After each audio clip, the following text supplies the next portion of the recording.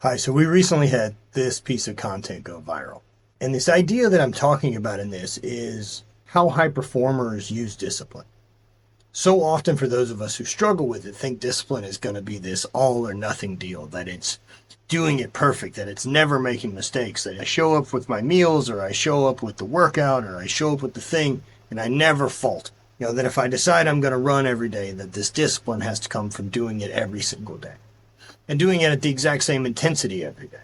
And that's not really how it works. So just to dive in a little bit deeper on this is something I learned from one of my mentors, who's also in this video next to me, nodding very affirmatively next to me, is George Bryant. And what he talks about is his wedge of expectations. And how I've taken this and applied it to kind of everything in my life looks like this. Is I know what my minimums to do today are. I know the things that I need to do to move the needle, right? And whether that is spiritually, emotionally, physically, with my health, with my business, whatever it is, I know the little bit it's going to take for me to move the needle today. I also know what like this max effort level expectation that it's going to look like. Just to apply this in the most simple form, right? If my workout looks like it's going to be 90 minutes, and we often get caught up in that idea of like, well, fuck, I don't have the perfect time to go do this workout for 90 minutes. It's not going to be what I expected. It's just not worth going anymore. And then on top of that, we get plugged in with the fuck-its, right? So then we start avoiding, and then we have a 0 day. We did a nothing day. And we wait for those days to feel perfect, for things to align, to become this lie of why we can't today. Instead of focusing really on what's the best effort I can give this today. What's the best way that look like? Another way this is talked about is by John Welborn, and he talks about moving dirt. And that's what discipline really is that no matter how you feel, what the day brings, what any of it is, you're just trying to move dirt. Move it over from this big ass never-ending pile into the side that says, I move dirt, that I'm this, that I'm disciplined, that I take these actions, and eventually your life starts to reflect those things.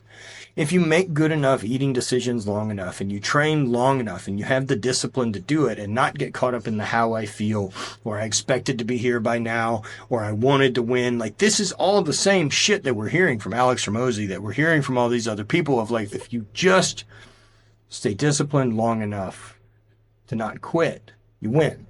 So how do we keep that day-to-day momentum without that negative voice getting in our head telling us that we're failing and fucking up and we shouldn't care anyway, and then we lose it off the deep end? And so what I use is this very simple system of understanding where my floor and ceiling is. That's the finished look of George's wedge of expectation. It's like setting floor and ceilings, knowing what it looks like, right? And so for me, I apply it to my morning routine the most.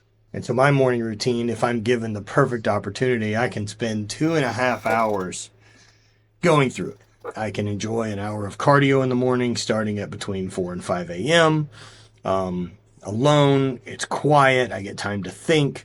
I'm listening to an audiobook or something to just spark new ideas, new thoughts, new concepts to wonder about, not just zoning out. Like I want to be intentional with that time too. And then on the back end of that, I'm going to go spend an hour in the sauna, probably scraping some muscles, doing some stretching, and I'm also going to be listening to something else there. I'm listening to something else that's motivating me, something else that is driving me further, something I'm curious about. Because when we're curious about stuff, we're curious about getting better at it. We can admit we don't know about it. And when we admit we don't know about it, we have room to learn. And so I put those two practices into place on top of the sauna, on top of the working out. And then I finally finished with spending some time in the cold plunge. 3 minutes here, catch my breath, do some breath work, and then I do some gratitude. I do a little bit of journaling, and I'm off with my day. And look, that's a lot. It's a lot. And I don't always have what could be 2+ hours to do that. When I do have the time, I do it to its fullest, and I definitely reap the rewards of it, and I know how good I feel the rest of my day tackling any problem that comes up. But instead of the days where I'm behind on time and I'm short, instead of getting the fuck-its, instead of an L in the column for discipline, and discipline is about consistency. I want to be disciplined with my routine, disciplined with my habits, not disciplined with this singular idea of the action that had to take place, but focused on the discipline of showing up and doing it no matter how I feel. Like that's the separator. That's the version of you that can show up and eat the meal That the no gets them to where their goals are, not how they feel in the moment about, I want it to taste fucking whatever, be this comfort food, do this other thing. I want to overeat. I want to do any of this. I'll do it next time. So it's setting minimums. For my morning routine on a day that I've got 5 minutes and I got 5 minutes to be intentional with my time, I can bang out push-ups. I can do some breathing and I can do some gratitude and settle and go after my day. And what it still says, right? Like what it still puts into the column is I chose intentionally to do something for me first before shelling out my energy to the rest of the world. And it's discipline in that line. It's setting that boundary and not giving yourself an excuse. Because I always have somewhere between 5 minutes and 2.5 hours to get it done. Now, if I set the minimum at 2.5 hours or this 90-minute workout, or I set the minimum of my business has to grow by this, I know that I need to hire this many people or get this many new clients or bring in this much revenue, instead of figuring out how to chip at it long term and continue solving the problems. Where do you struggle with the discipline, right? If every day starts ending up as this low minimum debt, then start questioning yourself. Because it's these actions that are going to make you who you want to be. It's these habits that you put in place. It's this discipline that you put in place. Above everything else that you can do for yourself, developing some discipline and some consistency is going to give you the most ability to change your life other than anything else. Whether that's physically change it, whether that's being able to learn new information and be disciplined and implement what you learn. All of this is what creates change, and it stems from this consistency. It's not this all or nothing. It's not this cold turkey approach. It's not to just rip the Band-Aid off. And look, if that works for you, I imagine you're not listening to this video. But if you're tired of struggling with this and you're tired of not figuring out why you can't get past that 3-week mark, or why once you're this far in and then you get the fuck-ups and kind of burn it all down, why you always harsh on yourself, why the negative voice in your head keeps winning, because you got to build the other. And you build it through that evidence. And you build it through doing that work. You build it through the consistencies of knowing that I showed up every day. And whether that was I walked 100 yards or I ran 10 miles, I fucking showed up.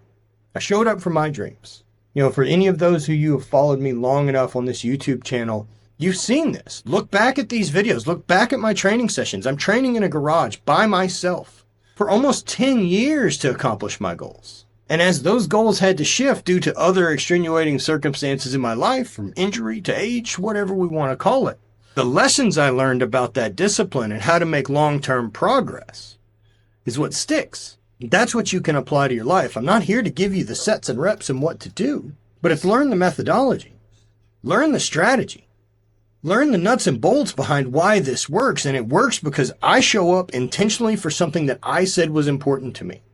And then I build confidence, and that confidence lets me try something else because I know I'll show up. Man, I know that if I focus on something, I am fucking unstoppable, and I know that you feel the same way.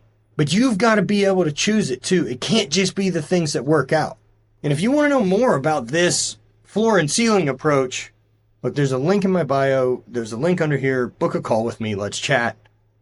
And let's dive in and see if I can't help. We've got programs. We've got retreats. We do a number of things now. Yeah, I spent 10 years doing apparel and 10 years traveling as an athlete. And now I want deeper connection with a smaller number of people. I want to actually have people that I work with give a fuck and change their lives. And if that's interesting to you and you want to be around a community of like-minded people and you keep saying that but don't know how to make the next step, we're here. So check out Not Dead Yet Life. Book a call with me. Jump in the Facebook group. All that's below. And I'd love to see you on a call. I'd love to see you on one of our group calls. I'd love you to check out one of our programs. We have some 10-day free spots. There's a number of ways for you to start making change right now. And I don't need you to uproot your entire life, but I need you to be intentional and say that I'm going to move toward this. That so I may get 5 days in a row and I may miss one, or I may get 3 more and miss 2. I need the consistency to build over time. This month I was 80% consistent. Next month I'm 82% consistent. And that builds and that continues to accumulate and become who you are. Instead of what you've been in this idea and self-limiting belief of I don't have the discipline and I can't focus it longer. I have ADHD. Or whatever the fucking excuse is you want to create. Whether it's your fault or not, it's your responsibility to figure out. And I want to help you do that. I want to help you take the best control over your mind, your body, and your actions as you possibly can. And why? Because it's the life in front of you that matters most.